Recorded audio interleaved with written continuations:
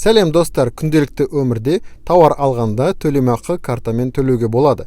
Бірақ оны портмонеден алу керек, немесе үйде ұмытып кетсеңіз төлей алмайсыз. Ресейде барлығы смартфонмен төлейді. Ал Қытайда адам Face ID сияқты бетін сканерлеу арқасында төлей алады. Бірақ Қытайға бізге алыс, әзірше смартфонмен төлеуді үйренейік.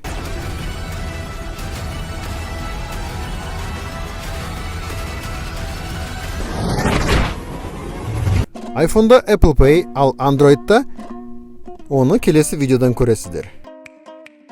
Ең бірінші төлемақы картаны смартфонға байлау керек. Ол үшін iPhone'да баптаулар ашыңыз, әмиян және Apple Pay'ді таңдаңыз, картаны қосу басыңыз. Сізден сұрайды, бетіңізді сканерлеп ашылсын ба, әлде код теру арқылы ашылсын ба? Ал егер iPhone X-тен бұрынғы модель болса, ол үшінші әдіс саусақ сканер арқылы ашыла алады. Енді сіз екенін білу үшін iCloud'тың паролін сұрайды.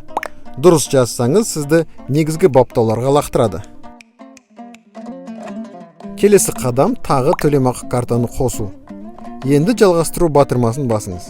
Төлемақы картаның номерін, аяқталатын уақытын және артында қауіпсіздік 3 таңбалы номерді жазу керек. Бірақ естеріңізде болсын, Apple Pay Kaspi Gold картамен жұмыс істемейді.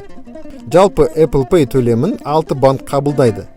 Халық банк, Банк Центр Кредит, Сбербанк Қазақстан, АТФ банк, Форте банк, Евразиялық банк. Видео түсіру үшін 2 кофе сатып алдым және NFC арқылы төледім. Осылай оп-оңай смартфонмен төлеуге болады.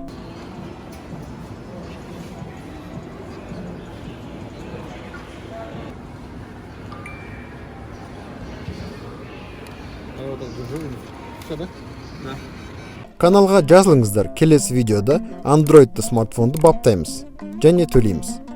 Назарларыңызға рахмет, сау болыңыздар.